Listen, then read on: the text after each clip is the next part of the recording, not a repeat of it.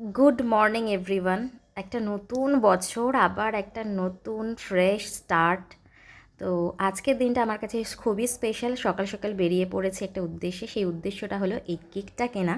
কারণ আজ আমার বছরের প্রথম দিনের সাথে সাথে আজকে আমার মার জন্মদিন। তো সেই জন্মদিনটাকে একটু স্পেশাল করে তোলার জন্য চলে গেছিলাম আমি কেক শপে। সেখান থেকে নিয়ে এসেছি একটা কেক আর একটা ছোট্ট সারপ্রাইজ। সেটা এখন আমি দেওয়ার জন্য চলে এসেছি মাকে আমার বাড়িতে। তো তার আগে পুরো ভিডিওটা তোমরা দেখো, কিন্তু তার আগে তোমাদের সকলকে হ্যাপি নিউ ইয়ার। তোমাদের সকলের পুরো সারা বছরটা অনেক অনেক অনেক ভালো কাটুক।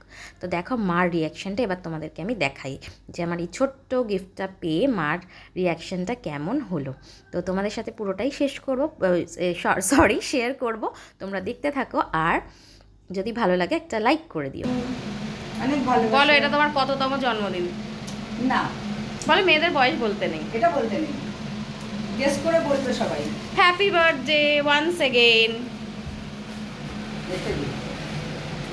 দেখাও গোলাপটা সুন্দর করে, ভালো করে এই তো তুই আমার বেস্ট। দেখো। তোমাকে জীবনে কোনোদিন তো কেউ তোমাকে গোলাপ দিয়েছে? দেয়নি বাবা, পেয়ে গেছি। আমি তো দিলাম। হ্যাঁ, খুব ভালো লাগছে। তুমি দিলে না বাবা একটা গোলাপ মাকে জন্মদিনে? ওই তো, এ মা, আমার দেওয়া জিনিস না, না না, এটা হবে না। আজকে মার জন্মদিন স্পেশাল রান্না বান্না হচ্ছে। আমি করেছি, শুধু মা ভাজা করেছে। তো মেনু যখন দেখবে তখন তোমাদের বলেই দেবো। আর এখন আমি কষাচ্ছি চিকেন কষা। তো আমি একটু হালকা পাতলা করেই করছি, কারণ মা তো একটু শরীরটা এখন খারাপ, আমরা ঘুরে টুরে এসে ওই জন্য বেশি কিছু খেতে পারবে না। ওই জন্য চিকেন করছি একটু কম তেল ঝাল মশলা সব দিয়ে।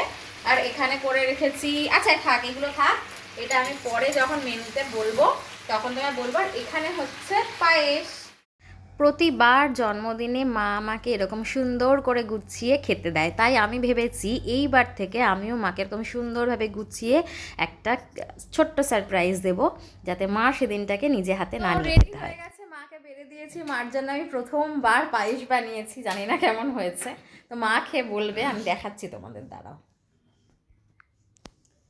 এই দেখো মা বসে গেছে খেতে। বলো কি কি আছে তোমার মেনুতে? কিছুই সেরকম নেই আজকে, খুবই সিম্পল খাবার। ঠিকঠাকই আছে, এর থেকে বেশি কিছু আমি আবার খেতে পারবো না।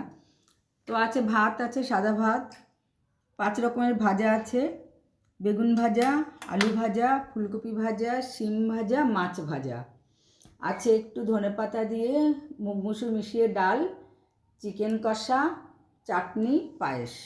এই দেখো পায়েসটা, আর এই যে চাটনি, এই যে চিকেন, এই যে হচ্ছে ডাল। আর এই ডাল আর ওই এই যে চার রকমের ভাজা মা করেছে। হ্যাঁ। আর বাদ বাকি যা আছে সব আমি করেছি। মাছটা দিসনি তো?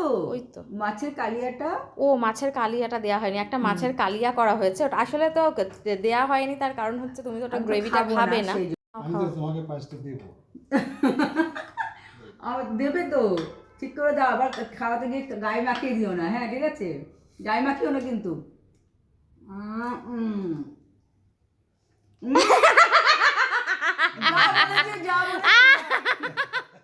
যা বলেছি আমি জানতাম। বার্থডে বস। কোনোদিন কিছু খাওয়াতে পারে না ঠিক মতো, সব খাওয়ালেই গায়ে ফেলে দেয়। আমি দিই। দেখেছো তো ফেলে দিল কেমন গায়ে।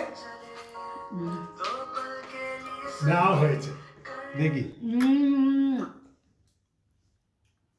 এখন খাওয়া দাওয়া চলছে। তো এবার আমি সবাইকে জিজ্ঞেস করবো আমার রান্নার ফিডব্যাকটা কেমন হয়েছে। তো সবার ফার্স্টে আমাদের বার্থডে গার্লকে জিজ্ঞেস করব, বলো কেমন সবাই হয়েছে। ডাল দিয়ে খাচ্ছি।